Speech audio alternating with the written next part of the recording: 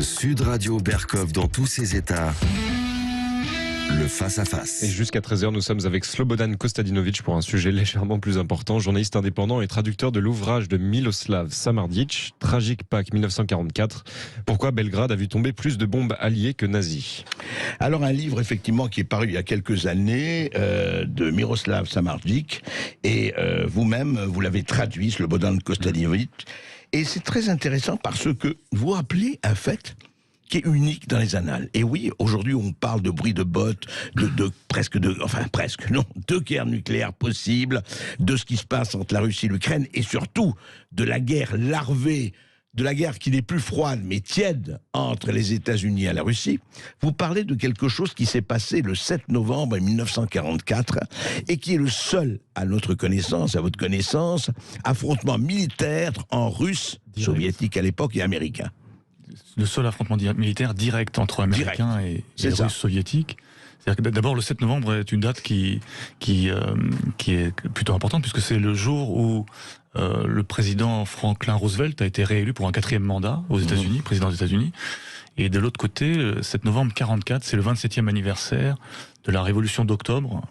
Et à chaque révolution d'octobre, en particulier depuis l'invasion d'Hitler sur l'Union soviétique, cette date est fêtée et célébrée sur tout le front soviétique et dans toute l'Union soviétique.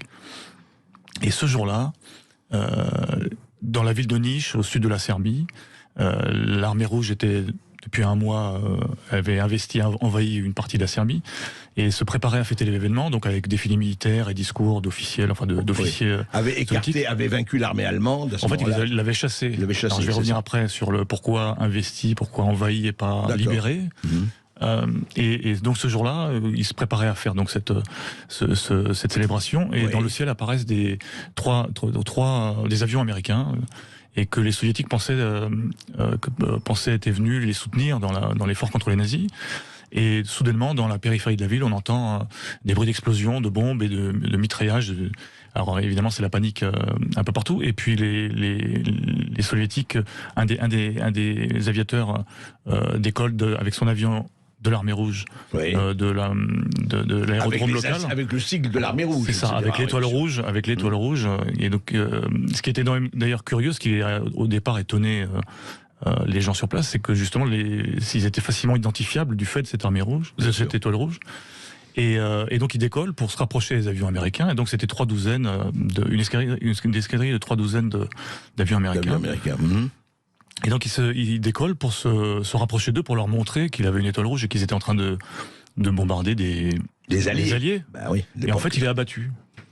Et voyant ça, le commandant des soviétiques au sol donne l'ordre à d'autres avions, d'autres chasseurs, de décoller donc de toujours la même base, la station soviétique de l'armée soviétique à proximité, pour décoller et engager l'affrontement. Et alors, il y a eu l'affrontement. Il y a eu un affrontement, une bataille aérienne. Et alors, elle s'est terminée au moment où quelques avions ont été abattus de part et d'autre. On ne connaît pas exactement, selon la source, elle est soit américaine, soit soviétique. Le bilan n'est pas très très précis. On peut pas vraiment le connaître avec certitude. Ce qu'on sait, c'est que au sol, ces avions américains qui avaient pilonné une colonne de l'armée rouge avaient eu près d'une centaine de morts et blessés de l'armée rouge au sol, et des dégâts dans les véhicules de transport importants. Alors, en apprenant cet événement, Staline a écrit au commandant de l'armée, de l'Air Force allié en Méditerranée, pour lui dire: je m'apprêtais à souhaiter, à féliciter votre président pour sa réélection, et vous, pour me souhaiter un grand octobre, vous me tuez 40 de mes hommes. Et donc les soviétiques demandent qu'une enquête soit ouverte, et puis les Américains font donc une enquête interne, interrogent les pilotes américains qui ont participé. Oui, c'est quand même étrange. Et ils plaident l'incident. Ils disaient que voilà, ils pensaient qu'ils étaient les pilotes pensaient qu'ils étaient en train de bombarder une colonne de l'armée allemande qui était en retraite de Grèce vers l'Allemagne. Et donc l'incident reste là, il reste clos là, il se clôt là. Les Américains proposeront d'échanger des officiers dans les différents états-majors, c'est-à-dire des officiers soviétiques au commandement allié en Méditerranée, des officiers américains chez les soviétiques, mais les soviétiques s'en méfiaient les considérant comme des espions, donc ils n'ont pas donné suite. Donc ça s'est arrêté là, Ça s'est arrêté là. Mais, alors, est-ce que certains disent que c'était un incident, d'autres disent que c'était intentionnel. Le fait est que la colonne allemande dont il est question, elle se trouvait à 150 km de là. Oui, quand même, vous pouvez faire attention, même si c'était des avions de l'époque. Surtout que les avions de l'époque ne volaient pas à cette vitesse qu'aujourd'hui. En tout cas, c'est intéressant. Encore une fois, le premier et le seul jusqu'ici affrontement direct militaire entre Américains et Russes. On va continuer à en parler après cette petite pause. Le parfum Terre de France, 100% des bénéfices au service de notre pays, présente. Ici Sud Radio. Les Français parlent au français. Les carottes sont cuites. Les carottes sont cuites. Sud Radio Berkov dans tous ses états. On continue à parler de cet affrontement militaire historique, effectivement, à chaud, novembre 44, effectivement, entre États-Unis et Russes, soviétiques alors, bien sûr. Et ça nous évoque, évidemment, et on en continue à parler avec Slobodan Kostadinovic. Ça nous amène effectivement à ce qui s'est passé avec le bombardement par l'OTAN, par les forces de l'OTAN de la Serbie en 99. Et je rappelle que c'était sans du tout l'accord de l'ONU. C'était un bombardement. Et il y a certaines choses qui ont été dites à ce moment-là. Et vous rappelez, Slobodan, vous rappelez ce qu'avait dit en 2 mai 2000 Willy Wimmer, vice-président de l'OSCE au chancelier allemand Gerhard Schröder, puisqu'il faisait partie de l'OTAN, c'est Exactement. ça? Alors, lisez ça, c'est assez étonnant. C'est une lettre qu'il envoie donc à Gerhard Schröder, qui est à l'époque chancelier de l'Allemagne, et il lui dit la guerre, entre autres, la guerre contre la Yougoslavie en 99 a été menée afin de corriger une mauvaise décision du général Eisenhower du temps de la Seconde Guerre mondiale. Pour cela, des raisons stratégiques imposent de devoir faire stationner là-bas des soldats américains afin de rattraper ce qui a été manqué en 1945. Alors, quelle a été cette faute d'après lui, d'après Wimmer? Quelle a été la mauvaise décision d'Eisenhower, d'après lui, et quel a été le fait que, il fallait stationner là-bas des soldats américains? En fait, c'est le fait de ne pas avoir fait de débarquement dans les Balkans. Alors, pour reprendre le contexte de cet incident de l'époque de novembre 44, il faut savoir que cet incident est arrivé. Alors, on va considérer que c'est un incident parce que c'est comme ça qu'il est considéré de manière officielle. Il est arrivé au point le plus proche de proximité entre Américains et Soviétiques en Europe pendant la guerre à cette époque-là. D'accord. Ça aurait pu être ailleurs, ça annonçait les prémices un peu de la guerre froide. Et si on peut être plutôt sûr que ça n'est pas arrivé depuis, c'est que très vite après, je crois que c'est 1 an après, il y a eu le rideau de fer qui est tombé sur l'Europe, et ensuite la guerre froide qui s'est installée, et la dissuasion nucléaire qui a fait que s'il y avait eu un affrontement direct entre Américains et Soviétiques, on en aurait, je pense, entendu parler. Donc quel était le contexte de l'époque? Donc le fait qu'il y ait eu cet incident, les alliés ont négocié quand je dis alliés, c'est les anglo-américains essentiellement, et les soviétiques, avaient négocié d'une zone qui partait de la Baltique jusqu'à la frontière gréco-bulgare, où les uns et les autres, qui se partageaient l'Europe déjà, pour bombarder les Allemands.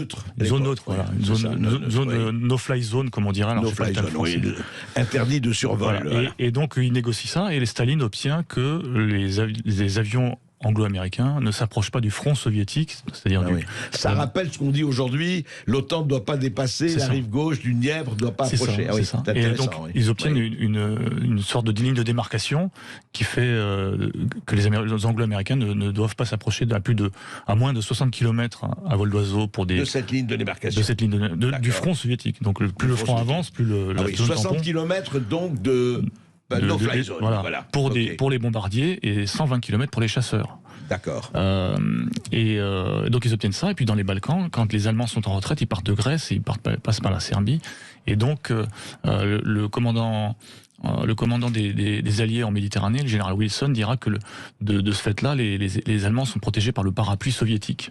Et le but de la manœuvre, c'était que les Soviétiques voulaient faire rapprocher le front de l'Est à l'Ouest, et les Occidentaux voulaient contenir les Soviétiques à l'Est. Ouais. Et en fait, c'était les Occidentaux, les Anglo-Américains qui ont été plus perdant, puisque le fait qu'il y ait eu ce parapluie soviétique et cette invasion de la Serbie par l'armée rouge a fait que les Allemands ont quelque part été des renforts aux Allemands qui se trouvaient dans le nord de l'Italie, où ils sont restés jusqu'à 1945. Ouais, d'accord. Et alors le contexte de pourquoi du comment de tout ça, c'est une question d'intérêt. Les grandes puissances ont des intérêts et rien d'autre, et donc elles ont d'abord... Hier, aujourd'hui et demain. C'est ça. Et elles ont d'abord des intérêts pour l'avenir, pour personnel, et ensuite il y a les crises, D'accord. les crises politiques ailleurs, les crises économiques et autres.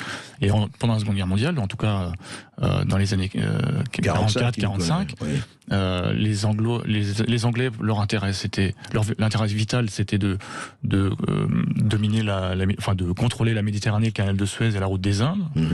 Les Américains, c'était de vaincre le nazisme au plus vite et puis de stationner des soldats américains en Europe, puisque jusque-là, ils n'y étaient pas.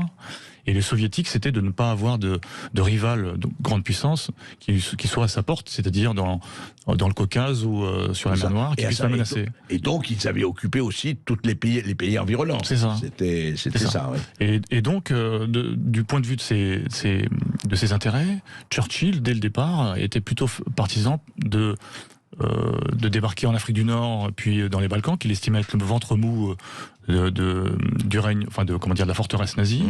Et par contre, au contraire, les Américains avaient plus envie de débarquer d'Angleterre vers le continent, le point le plus proche, pour foncer sur Berlin, tant que l'essentiel de l'armée allemande se trouvait sur le front de l'Est. Casser Berlin, et puis c'était fini. Et en fait, il y a eu des compromis qui ont été faits, donc il y a eu ce débarquement en Afrique. Puis quand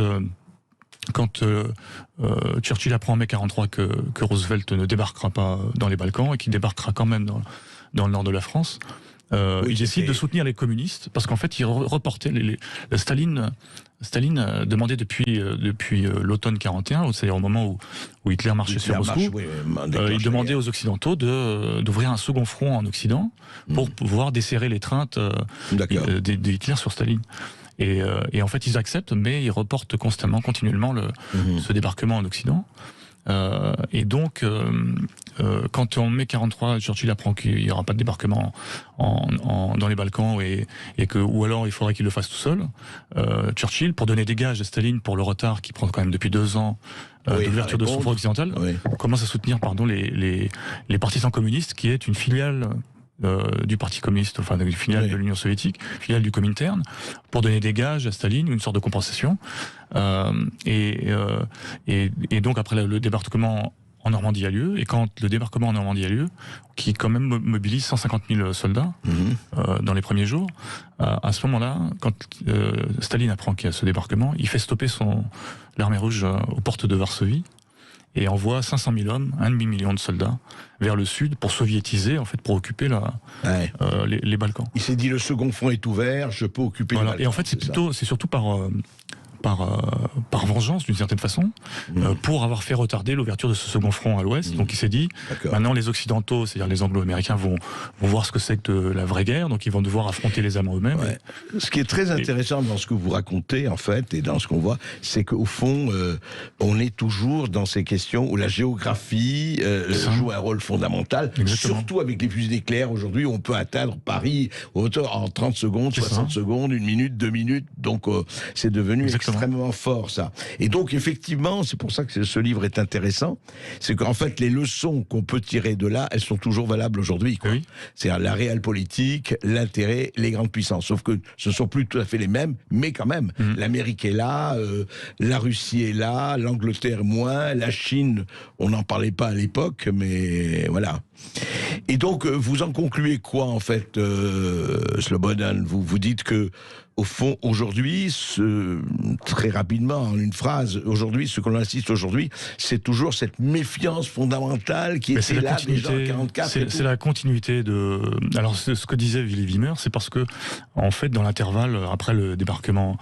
alors déjà, il y a eu donc une différence de point de vue entre Roosevelt et Churchill, on l'a vu, et donc forcément, ça n'allait pas forcément comme une huile de miel. Et donc Roosevelt, convaincu par son ami personnel, chef de l'OSS, qui est devenu la CIA depuis, général Donovan, envoie une mission militaire dans les Balkans pour tenter d'empêcher l'invasion soviétique. Et il suffisait pour cela que l'armée allemande se rende, capitule dans les Balkans, pour pouvoir, avec un drapeau américain au-dessus, pour pouvoir empêcher l'armée russe d'entrer. Et Churchill se battra contre cette idée, parce que c'est évidemment ça enlève ses gages aux soviétiques. Exactement. D'accord. Donc c'est la raison pour laquelle 50 ans plus tard, quand il y aura l'agression de l'OTAN, et on ne le dit pas assez, parce qu'on parle d'agression de l'Ukraine de la part de la Russie, mais on ne dit pas agression il y a les deux, bien sûr. L'agression de l'OTAN sur la Serbie, qui visera à découper, à arracher une province serbe. 99, je rappelle. Voilà. Oui. Et où est installée aujourd'hui la plus grande base militaire de l'OTAN, enfin américaine, hors des États-Unis, qui a été construite, et donc qui pallie à cette... à suivre tout ça, à suivre, effectivement. Vous voyez que dans ces Balkans compliqués, on ne peut pas s'envoler avec des idées simples. Et je rappelle le titre de ce livre que vous avez traduit, Tragic Pack 1944, pourquoi Belgrade a vu tomber plus de bombes alliées que nazis. Et dans un instant, Michel-Yves Bolloré pour son livre Dieu, la science, l'épreuve.